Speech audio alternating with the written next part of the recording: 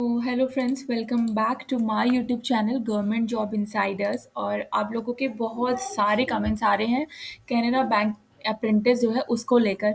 तो उसमें एक दो कमेंट्स ऐसे हैं कि जिनको मैं कुछ क्लियर कर देना चाहती हूँ related to SC ST certificate को लेकर।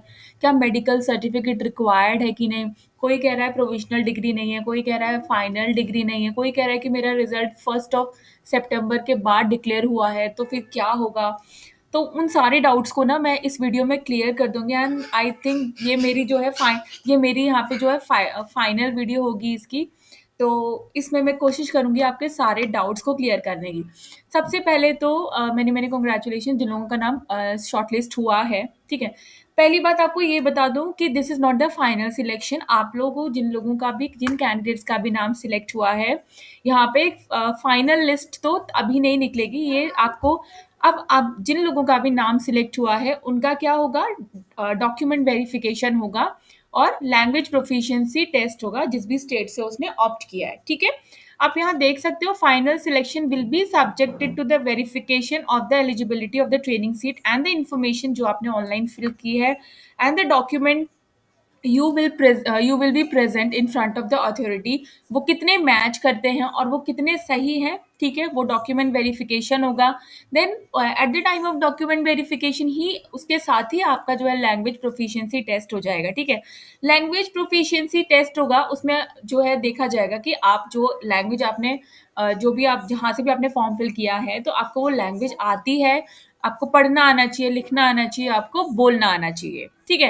ऐसा कोई ज़रूरी नहीं है कि वो आपने 10th में या 12th में या 8th स्टैंडर्ड में वो आपने पढ़ी हो और वो आपके जो रिजल्ट है उसमें मेंशन हो, ऐसा ज़रूरी नहीं है। बस आपको वो जो है आती हो, पढ़नी, लिखनी और बोलनी, read write and speak, fine. उसके बाद मेडिकल फिटनेस होगी, ठीक है, जो बैंक के थ्रू की जाती है। तो उसके बाद जो लिस्ट बनेगी उसके बाद ही जो मेरिट लिस्ट आएगी वो फाइनल मेरिट लिस्ट होगी। तो आई होप ये आपको पता चल गया, ठीक है। DV होगा, लैंग्वेज प्रोफिशिएंसी टेस्ट होगा एंड मेडिकल फिटनेस वहां पे चेक करेंगे। उसमें जो क्लियर करेगा तीनों चीजों को उसी का फाइनल सिलेक्शन होगा। ये यहाँ पे प्रॉपर इन्होंने एडवर्टीजमेंट में मेंशन किया हुआ है। आई होप इसमें तो कोई डाउट होना ही नहीं चाहिए। ये चीज क्लियर हो गई। अब देखिए, दूसरी बात मैं आपको बता दूं वेन्यू के रिगार्डिंग। मैं फिर से आपको बता रही हूँ डिटेल्स रिगार्डिंग वेन्यू अभी कॉल लेटर के थ्रू कुछ टाइम में आपके साथ शेयर कर दी जाएगी, ठीक है। जिनको आ गई होगी वो वेल एंड गुड, जिनको नहीं आई है उनको शेयर कर दी जाएगी। आप लोगों के पास एक मेल आया है जिसमें जो है आपको ये बताया गया है कि आपको जो है शॉर्टलिस्ट किया गया है। उसके नीचे आपको फॉर्मेट दिए हुए हैं, ठीक है। बात कर लेते हैं फॉर्मेट की। SC ST OBC EWS का फॉर्मेट। देखिए, स्टेट का फॉर्मेट नहीं चलेगा, स्टेट का कास्ट सर्टिफिकेट नहीं चलेगा। उन्होंने जो मेल में आपको फॉर्मेट दिया है सेंट्रल का, उसी फॉर्मेट में आपको जो है कास्ट का सर्टिफिकेट बनवाना है और वो सबमिट करना है eight the time of document verification. कोई भी डॉक्यूमेंट अगर उनके हिसाब से नहीं होता है तो आपका कैंडिडेचर यहाँ पे रिजेक्ट हो जाएगा, ठीक है। फिर से बता देती हूँ, कॉल लेटर जो आपके पास आया है ऑनलाइन, उस जो कॉल लेटर आएगा अभी और जो आएगा, ठीक है। कॉल लेटर आपके पास वैसे भी जितने मेल आते हैं या कॉल लेटर्स आते हैं आप उनको रख सकते हो। प्रिंट आउट जो आपने ऑनलाइन एप्लीकेशन फॉर्म फिल किया था उसका प्रिंट आउट आपको लेकर जाना है। नेट्स की जो आपकी प्रोफाइल है उसमें आपकी जो पर्सनल प्रोफाइल होगी जिसमें आपका नाम होगा, आपकी डेट ऑफ बर्थ होगी and the enrolment number. You have to take the screenshot of that and you have to save it और उसका प्रिंट आउट निकाल सकते हैं, ठीक है। 10th की, 12th की, डिप्लोमा की जो भी आपके पास सर्टिफिकेट्स हैं वो ओरिजिनल लेके जाने हैं। उसके साथ आपको जो है उसका प्रिंट आउट भी निकाल के लेके जाना है, ठीक है। वैसे आपको सारी ओरिजिनल भी लेके जानी है और एक एक दो दो प्रिंट्स भी सबके लेकर जाने हैं, फाइन। देखो यहाँ लिखा हुआ है, पढ़ लो। ओरिजिनल फोटो कॉपीज भी चाहिए सेल्फ अटेस्टेड की एंड ओरिजिनल डॉक्यूमेंट भी चाहिए। वो जो आपने ऑनलाइन एप्लीकेशन फिल किया है उसको मैच करेंगे आपके ओरिजिनल डॉक्यूमेंट के साथ। मार्कशीट्स एंड सर्टिफिकेट्स, ठीक है, मार्कशीट एंड सर्टिफिकेट चाहिए, class 10th 12th PUC diploma या जो भी है। फिर से बता देती हूँ, अगर आपका ईयर वाइज है, सेमेस्टर वाइज है तो सारी मार्कशीट दिखानी है, या वो ईयर वाइज की हो या वो सेमेस्टर वाइज की हो, फाइन। मैंने बता दिया, कुछ कैंडिडेट ने मुझे कमेंट किया था कि मेरा रिजल्ट जो है 9th ऑफ सितंबर के बाद हुआ है। तो देखिए 9th ऑफ सितंबर के बाद 1 सितंबर के बाद जिनका भी रिजल्ट डिक्लेयर हुआ है वो ऑलरेडी डिस्क्वालीफाई हो जाएंगे इन द डॉक्यूमेंट वेरिफिकेशन, क्योंकि यहाँ पे जो आपके ग्रेजुएशन का रिजल्ट था वो ऑन एंड बिफोर 1 सितंबर आ जाना चाहिए था। फाइन। और अगर जिनका आ गया था और उनके मार्कशीट में या रिजल्ट में ये मेंशन नहीं है, तो उनको अपने कॉलेज से एक सर्टिफिकेट मतलब लेना था जिसमें ये लिखा हो कि आपका result on and before 1 September declared हो चुका था। ठीक है। लेकिन जिनका 1 सितंबर के बाद आया है वो ऑलरेडी डॉक्यूमेंट वेरिफिकेशन में डिस्क्वालीफाई हो जाएंगे।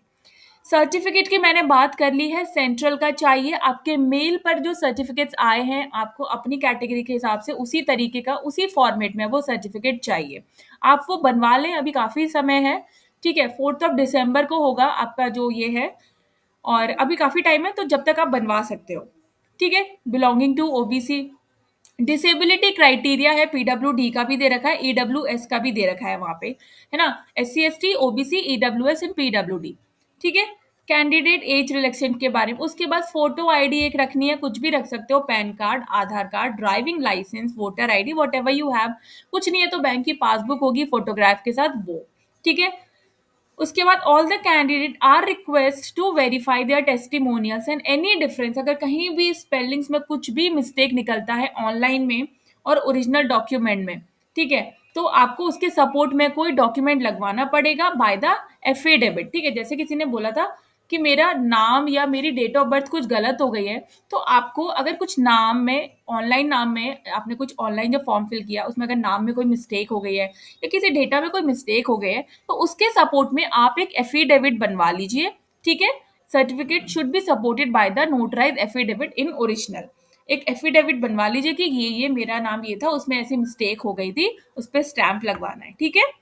3 पासपोर्ट साइज फोटोग्राफ जो आपने ऑनलाइन एप्लीकेशन में सबमिट किए हैं उसी तरीके के 3 पासपोर्ट साइज फोटोग्राफ यहाँ पे चाहिए। Any other relevant document in support of the eligibility. ठीक है। Photograph and signature of the candidate will be verified with the photo and the signature captured in the application form. ठीक है। Photograph आपको वैसा ही लेके जाना है जो आपने ऑनलाइन एप्लीकेशन में फिल किया था, और सिग्नेचर भी आपको बिल्कुल वैसे ही करने हैं जैसे आपने की ऑनलाइन एप्लीकेशन में सिग्नेचर फिल किया होगा। Please note that provisional selection of the candidate is subject to matching of the photo and the signature. ये बहुत बड़ी बात है, यहाँ पे डिपेंड करता है कि आपकी फोटो और आपका सिग्नेचर आपके ऑनलाइन जो आपने फॉर्म फिल किया है उससे मैच करना चाहिए। ये लास्ट वीडियो बना रही हूँ इस चीज़ से related, please read it carefully और जितना हो सके इस वीडियो को शेयर करें, क्योंकि बहुत सारे 3000 वैकेंसीज थी आई थिंक इसमें, तो लॉट्स ऑफ कैंडिडेट्स ने ये फॉर्म फिल किया है। ठीक है। Provisional selection is subjected to the candidate fulfilling the eligibility criteria. Fine. उसके बाद दूसरी बात ये, इसमें कहीं भी कैरेक्टर सर्टिफिकेट नहीं मांगा है। ठीक है। कैरेक्टर सर्टिफिकेट की कोई भी ज़रूरत नहीं है। उसके बाद दूसरी बात ये कि किसी ने कहा है मेडिकल सर्टिफिकेट, तो इन्होंने मेडिकल सर्टिफिकेट सिर्फ उनके लिए मांगा है डिसेबिलिटी जिनको है, डिसेबिलिटी सर्टिफिकेट है। अगर आप डिसेबल है तो आपको disability certificate issued by the district medical board in case of person with benchmark disability. Normal किसी कैंडिडेट को जो है मेडिकल सर्टिफिकेट की कोई भी रिक्वायरमेंट यहाँ पे नहीं है। ठीक है। आपको सिर्फ अपने कास्ट का सर्टिफिकेट लगाना है। यहाँ पे पर्सन विद बेंचमार्क डिसेबिलिटी है तो उसको अपना एक गवर्नमेंट ऑथराइज जो है डिस्ट्रिक्ट मेडिकल बोर्ड से अपना एक पीडब्ल्यूडी का सर्टिफिकेट, यहाँ पे मेडिकल सर्टिफिकेट, डिसेबिलिटी सर्टिफिकेट यहाँ पे लगाना होगा। ठीक है। बाकी कैरेक्टर सर्टिफिकेट की कोई भी नीड नहीं है, it is not mentioned here, और मेडिकल सर्टिफिकेट की भी यहाँ पे कोई जरूरत नहीं है। ठीक है। कुछ और दूसरी बात ये बता दूं कि लैंग्वेज प्रोफिशिएंसी टेस्ट जो होगा वो eight the time of document verification के टाइम पे ही होगा। जो लोग लैंग्वेज प्रोफिशिएंसी टेस्ट को क्लियर नहीं कर पाएंगे वो आगे नहीं जा पाएंगे। फाइन। अगर इनको पता चलता है कि in any case it is detected that any stage of the process candidate कोई कंडीशन या एलिजिबिलिटी क्राइटेरिया को सेटिस्फाई नहीं कर रहा है, तो उसको मतलब निकाल दिया जाएगा, उसका कैंडिडेचर को फोर्टिफाइड कर दिया जाएगा और मतलब उसका कैंडिडेचर रिजेक्ट हो जाएगा। रिक्वेस्ट फॉर चेंज, अगर आप चाहते हैं कि आपका सेंटर या डेट या टाइम चेंज हो जाए फॉर द डॉक्यूमेंट वेरिफिकेशन के लिए, तो ऐसा कुछ भी नहीं है, ऐसी कोई भी रिक्वेस्ट को एंटरटेन यहाँ पे नहीं किया जाएगा। Please note that you can called on the below mentioned date and time to this at that specified center for the submission and the verification of document only. Date दे रखी है, time दे रखा है, and you will get the every information through call letter on your mail कि कहाँ पे जाके आपको स्पेसिफिक जो वेन्यू है वो अभी कॉल लेटर के थ्रू आपको शेयर कर दिया जाएगा। होप सो सारी चीजें क्लियर हो चुकी है। मेल पे सेंट्रल का फॉर्मेट है, उसके हिसाब से ही आपको पूरा सेंट्रल का फॉर्मेट वहां पे रखना है। लैंग्वेज प्रोफिशिएंसी टेस्ट क्लियर नहीं कर पाएंगे तो आगे नहीं जा पाएंगे। डॉक्यूमेंट बिल्कुल प्रॉपर होने चाहिए, अगर एक भी डॉक्यूमेंट में डिस्क्रिपेंसी लगती है तो आपको रिजेक्ट कर दिया जाएगा। मेडिकल सर्टिफिकेट नहीं चाहिए और कैरेक्टर सर्टिफिकेट भी नहीं चाहिए। आई होप आपको ये सारी चीजें समझ में आ गई होगी। तो वीडियो को, चैनल को like share subscribe and bell icon button को प्रेस करना नहीं भूलिएगा। तब तक